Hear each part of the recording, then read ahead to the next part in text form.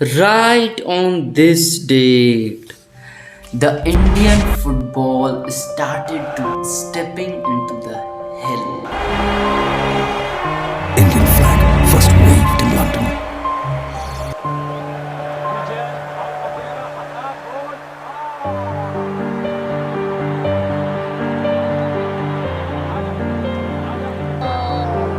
هدف هدف جميل هدف جميل عن طريق محمد النبي وعن طريق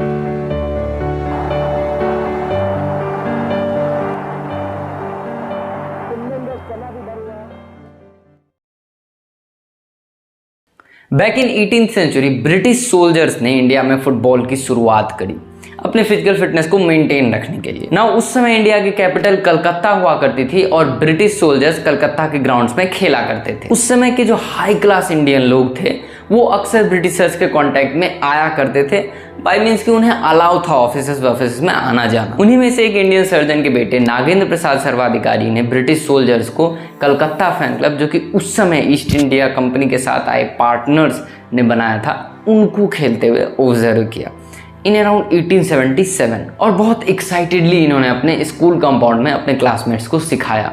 धीरे धीरे ये पूरे स्कूल को पसंद आया। इसके बाद 1880s में इन्होंने कलकत्ता में बहुत सारे स्पोर्टिंग क्लब्स को एस्टेब्लिश करा। इन्हीं में से इन द ईयर 1887 इन्होंने शोभा बाजार क्लब को फाउंड करा, which became one of the leading sports institution of colonial India. In 1892 इनकी टीम शोभा बाजार एक ब्रिटिश टीम के खिलाफ मैच जीतने वाली पहली भारतीय टीम के रूप में उभरी। अब इसी 1880s में लेजेंडरी मोहन बगान क्लब का फॉर्मेशन हुआ था, जो कि again 3 high class Bengali families, Mitra family, Bose family and Sen family के द्वारा किया गया। इसके अलावा इस टाइम तक Aryan club, Calcutta fan club जैसे क्लब्स उभरने लगे थे और फिर देखते ही देखते Calcutta hub of Indian football बन गया। ग्लैडस्टोन कप, ट्रेड्स कप और कोच बिहार कप जैसे टूर्नामेंट्स इस टाइम तक स्टार्ट हो चुके थे। 1930 तक आते आते इंडियन प्लेयर्स ने ऑस्ट्रेलिया, जापान, इंडोनेशिया और थाईलैंड का टूर करना स्टार्ट कर दिया था। इतनी सारी मेजर सक्सेसेस के बाद 1937 all India football federation AIFF का गठन किया गया। 1948 का लंदन ओलंपिक भारत का पहला मेजर इंटरनेशनल टूर्नामेंट था, जहां बेयर फुटेड नंगे पांव इंडियन टीम फ्रांस से 2-1 से हार गई, लेकिन फ्रांस साइड से इंडियन टीम को बहुत ज़्यादा अप्रिसिएट किया गया ऐसे स्पोर्टिंग स्पिरिट के लिए। जब इंडियन कैप्टन तलीमरेन साहब से ये पूछा गया कि why you played bare footed, तो जवाब सुन के हाय दिल गार्डन गार्डन हो रहा है। उन्होंने कहा, well you see we play football in India whereas you play boot ball.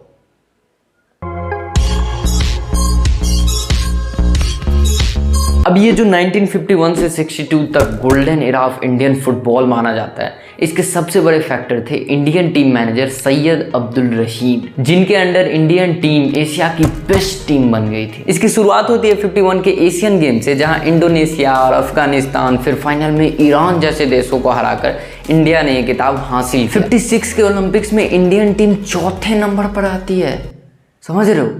And this is the second time India made history in the world of football. 60s तक आते आते रहीम साहब की डेथ हो जाती है और उसके बाद तो फिर हाल बेहाल हो जाता है। टीम 66 के एशियन गेम्स के पहले राउंड में ही एलिमिनेट हो जाती है। 84 के एशियन गेम्स में सारे मैच हार जाती है सिवाय एक, जो कि 1-1 से ड्रॉ होता है। कहते हैं कि 83 की world cup cricket victory Bharat में फुटबॉल और क्रिकेट दोनों के फेट में एक इम्पॉर्टेंट टर्निंग थी। स्थिति ऐसी हो गई कि 2004 के एशियन कप में इंडिया क्वालिफाई ही नहीं कर पाया। अब बड़ा ध्यान से सुनना, प्रॉब्लम की असली जड़ तुम्हें पता चलेगी। 1996 में पहली डोमेस्टिक लीग AIFF ने इंट्रोड्यूस करा था इंडियन फुटबॉल में प्रोफेशनलिज्म लाने के लिए। अब ऐसा हो नहीं पाया due to the poor infrastructure of the league, clubs पैसे नहीं दे रहे थे। इसको देखते हुए AIFF ने 2007 में इसको रीब्रांड करके आई लीग अनाउंस करा। इस लीग को लॉन्च किया गया as India first ever top tier professional league.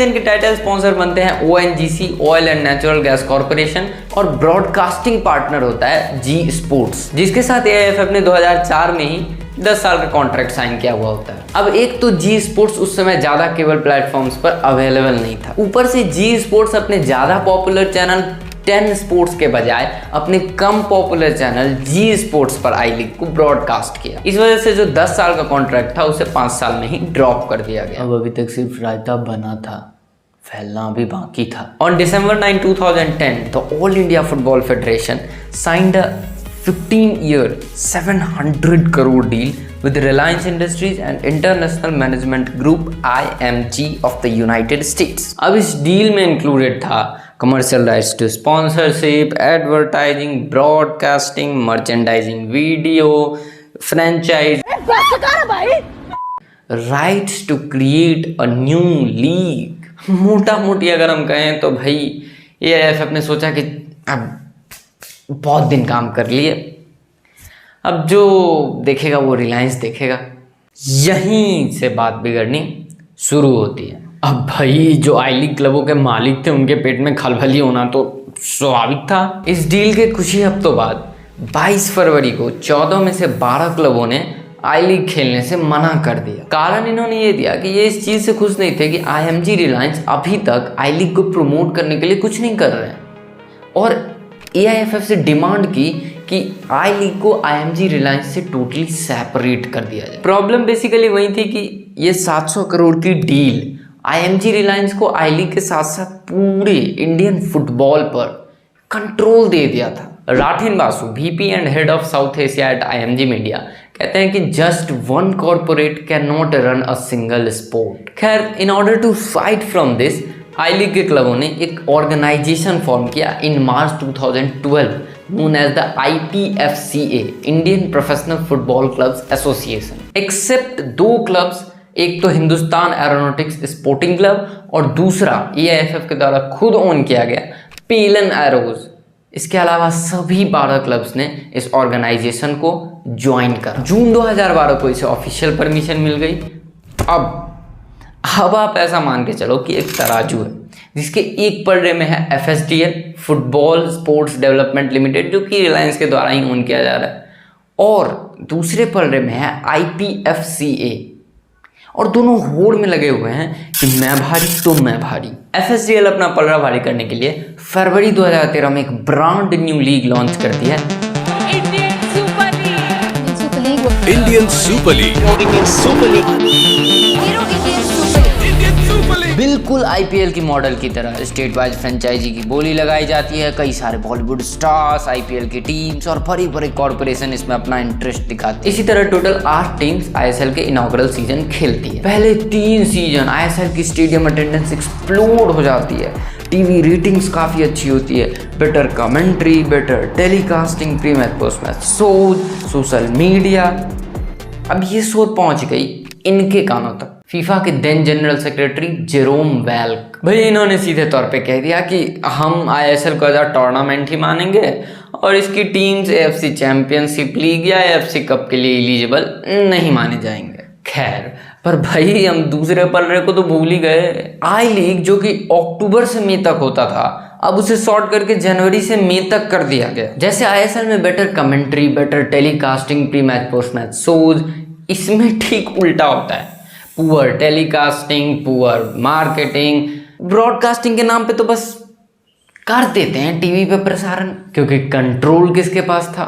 इतने पर भी नहीं रुके भाई साहब। 2016 में AIFF, जो कि 700 करोड़ की जेल में बंद थी, ने एक प्रपोजल रखा जिसमें हम टॉप टियर लीग ISL को बना देते हैं और आई लीग को हम नीचे कर देते हैं। अब ऑब्वियसली इसे आई लीग क्लब्स द्वारा हाईली क्रिटिसाइज कर दिया गया। तब तक के लिए तो ये डिसीजन होल्ड कर लिया गया। अब आई लीग में छोटी छोटी टीमें ISL के जाइंट टीमों जैसे ईस्ट बंगाल, मोहन बगान जैसे टीमों को हराकर चैंपियन बन जाती है। आई लीग की अटेंडेंस बढ़ने लगती है, ज़्यादा नहीं बढ़ती है लेकिन बढ़ती है। अब ये बात FSDL के गले कैसे उतरेगी, इसको डाउन करने के लिए काफ़ी कोशिशें करी जाती है। AIFF 2018-19 के सीजन के आई लीग की शेड्यूल डिले कर देती है, जबकि ISL का पहले ही अनाउंस कर देती है। आधे सीजन के बाद FSDL कहती है कि भाई वो टीवी पर आई लीग के आधे मैच ही ब्रॉडकास्ट करेंगे। आई लीग क्लब्स AIFF को नोटिस पर नोटिस दिए जा रहे हैं और उधर से कोई रिस्पॉन्स ही नहीं आ रहा। अब आज की डेट में ISL